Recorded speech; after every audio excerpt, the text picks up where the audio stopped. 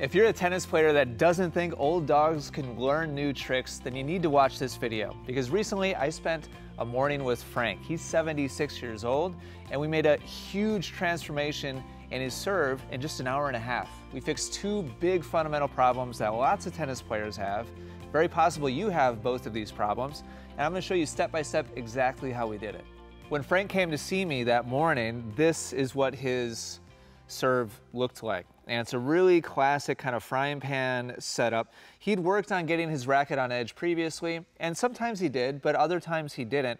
And this was one of those examples where he did not. And so you can see his racket face immediately opening up towards the ceiling. And this is just a classic kind of push position that so many tennis players get into. And so we decided to tackle this as well as show him how to hit a spin serve. He's a lefty that had never hit a spin serve before, which kind of blew my mind as a fellow left-handed player. I'm going to show you how we tackle both of those, but first, the edge. First things first, Frank had to get the feel for the difference between what he normally did, which was this, opening his racket face, and this, which was closing his racket face. So the first drill I had him do was actually practicing hinging back and forth between an open racket face position and a closed racket face position. This is so important because previously he knew, just like most of you watching, like he knew he wasn't supposed to open his racket and push the ball. It has nothing to do with knowledge. It has to do with habit and training. So this was connecting the dots for him in his mind, in his body, the difference in feel between this one, the old one, the open racket, and this one, closing the racket, the opposite movement. This is a critical starting point. The second step we took was to start moving all the way through his service motion up until the point of contact, but having him segment the different pieces. So you'll see him initially take the racket back and just kind of really consciously, mindfully make sure that the edge is in the right place, then drop the racket and actually curl his hand inwards. You'll see here he's actually exaggerating this racket drop position, and he's turning his hand downwards towards the court and his racket face downwards towards the court. This is on purpose. I'm having him go in the opposite direction from where he came from, which is wide open, and now I'm having him curl around so that he can physically feel the sensation of what it's like to go in the opposite direction.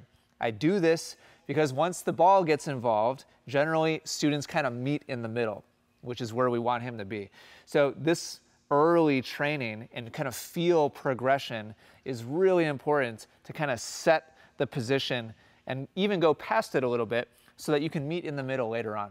I don't know about you, but seeing Frank work through this process, go through the progressions, was really inspiring for me at his age to come in and just be a totally blank slate and say, please just tell me, what do I do? What should I focus on? If you appreciate that dedication from Frank, do me a favor and click the like button down below. I'm sure Frank will see this video eventually, so show him a little bit of love.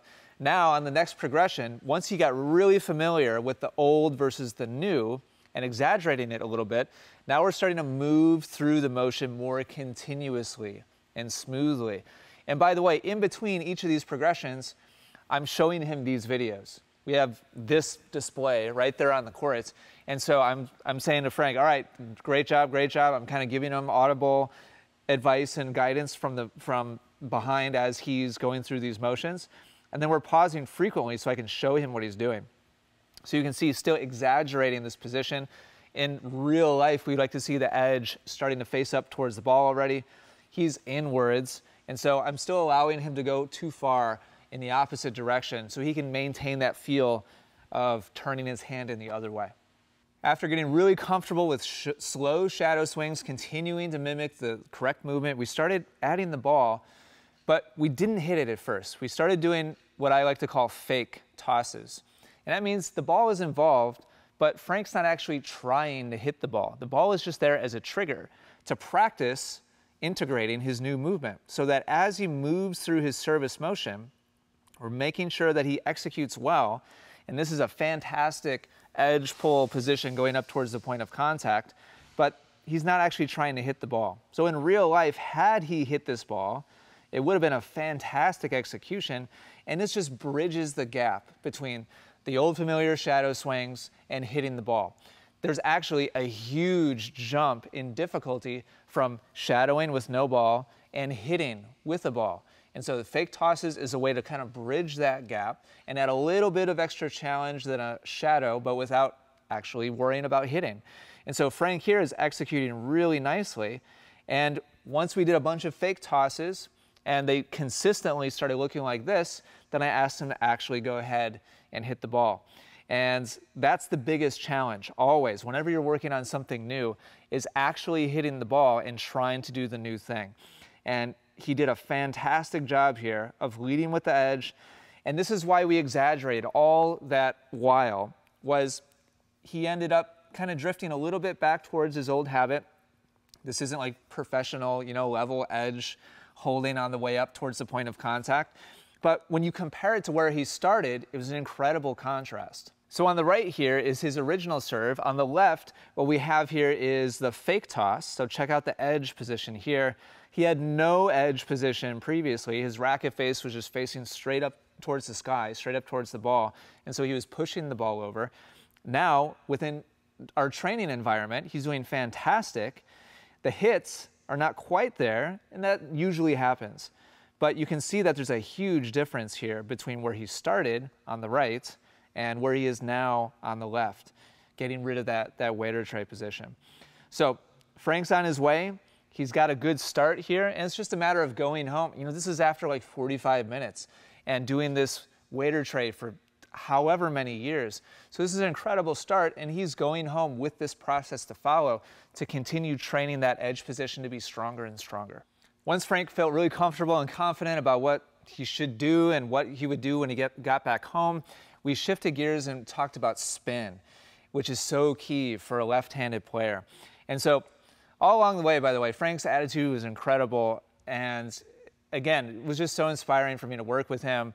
I hope that at 76, I'm still learning new things. I'm still developing my skills. I'm still training and learning how to play the game of tennis more effectively. Really enjoyed working with him tremendously.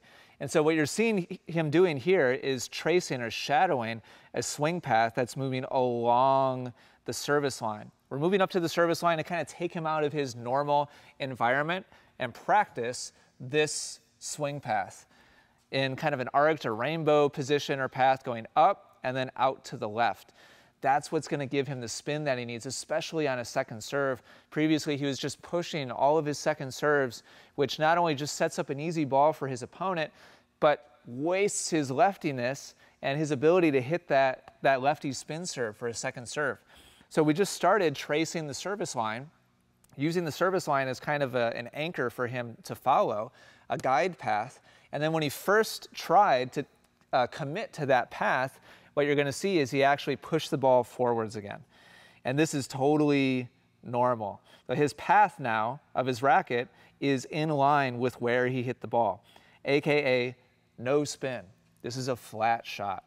And so we kind of had to take a couple of steps back, and I'll show you exactly how we solved this.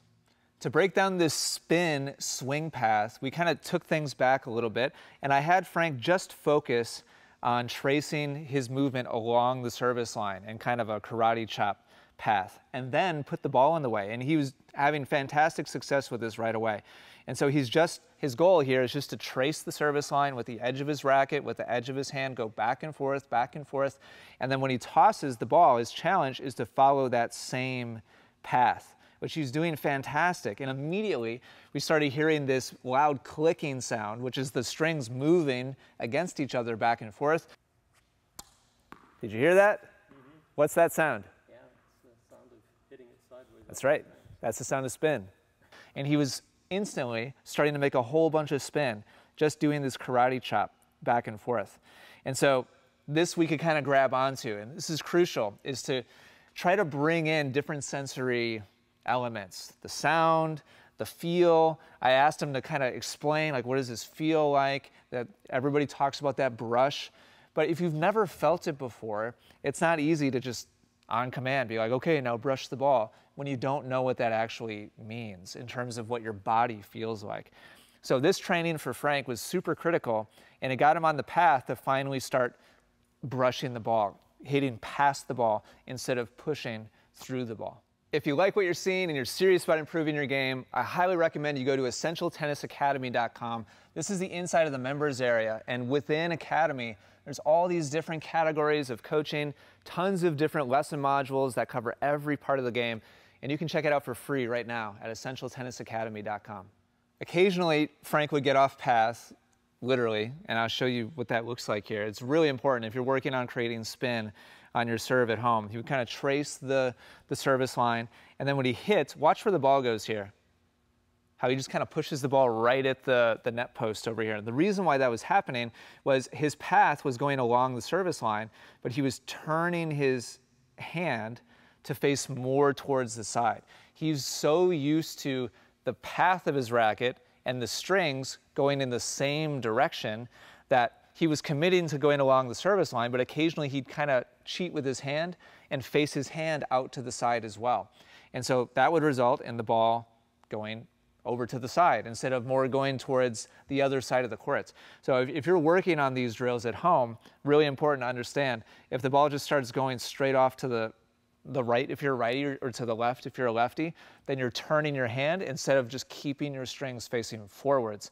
The whole point of making spin, or the whole fundamental principle behind it, is your racket path goes one way while your strings face a totally different way. If you can't do that, you won't ever make spin. And this is why so many players have weak serves. Their path and their racket face are in alignment on every single serve. So they can't make spin and make the ball curve.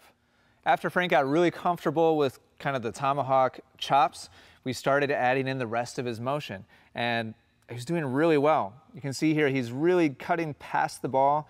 His racket path is staying along the service line while his strings stay facing forwards. And so this, for the first time in his life, he's making significant spin. We were continuing to hear that click sound. And occasionally we'd kind of go back to the karate chop forwards if he kind of got off track a little bit. But for the most part, we were sticking to a full motion, and he was doing a really nice job. And by the way, a couple of things. Right now, we don't care at all whether or not the ball goes in the box, completely irrelevant. We were just listening for the click, just listening for that sound, and he was feeling for that brush feeling. And secondly, maybe you've noticed that the edge of the racket isn't coming up quite as much as what he was doing before during our edge training, like a half an hour earlier, and we didn't care about that at all. Two completely different projects on his serve that when he goes home, he's going to work on independently. This time together on the courts, I was simply showing him the process to follow. And if we stopped this spin training for me to go, wait, Frank, you're starting to open your racket up a little too soon, and I took his attention off of the spin progressions and the spin feel, he would have totally lost the spin and maybe done the edge right. And then if I was like, all right, Frank, now go ahead and do the spin, he would lose the edge. And a lot of tennis lessons spend a lot of time bouncing back and forth with different things that they're trying to master, and neither of them really gets very good. So we're not caring about where the ball goes. We're not caring about the edge right now. We're just caring about his execution of this swing path to create the spin. When we both felt really confident that he had a good feel for what he was doing, we took him back away from the service line, put him back on the baseline, and now he's training going through that spin swing path from the baseline, but without worrying about where the ball is going yet, without even really finishing his swing all the way, just still kind of focusing on that follow the baseline kind of path, listening for the sound, feeling for the feel of the ball brushing past the strings. And so we're just isolating those things right now. And you can see the big difference in his swing path here compared to where we started, where he was just pushing forwards. He was still making the sound, so we knew we were on the right track. And I just kind of let him hang out, just making the sound and just telling him, doesn't matter where the ball goes, for probably a solid 5 minutes or so. Just so I was sure before I started bringing his attention to where the ball went, that he really had this grooved and he was completely comfortable with it and on the right track. Our final step together was to start completing the swing a little more and actually start aiming for the box. And Frank did a fantastic job starting to integrate this totally new path, this totally new motion in kind of a real life setting, actually trying to hit the ball in the box. And so we started seeing the ball curving into the box, which was really, really exciting for him and really exciting for me as well. And you'll notice that he's not exaggerating. By the way, the line, the service line, the baseline is an exaggeration. I probably should have pointed that out earlier, but swinging literally along the line is going a little bit too far in that direction. We need a little bit of forward energy and momentum to drive the ball forwards. So what he's doing here, kind of splitting the difference, is what he should be doing in real life. And so he started seeing a good amount of curve into the box and then curve after the bounce. And that was really, really fun to see. And he was really excited about it as well. So that compared to where he started with his kind of pushing motion from the baseline, this was his approach before to his second serve, lining right up directly behind the ball and just sending it straight towards the box. And this is where we finished, with his racket moving out to the left. As you can see, his different body alignment, his different swing path. You can see the curve on the ball. And best of all, the next day, Frank sent me a text, which we'll put up on the screen right now, and just basically said, hey, I've stuck with it. I just played a match. I didn't double fault more than a couple of times. I'm on my way. And so this really just kind of blew my mind. If Frank, at 76, after decades of playing tennis, can come in here and in an hour and a half tackle waiter tray and spin creation, you can make improvements too. That's my big message today, honestly. I don't care how old you are, how long you've been playing, how bad your habits are. If you follow a good process and you give yourself little stepping stones along the way, you can make big changes, big improvements to your tennis game as well. If that message is inspiring to you and you appreciate seeing Frank out here, do me a favor and click that like button. Let me know what you think in the comments down below. Thank you so much for watching. I'll see you in the next video.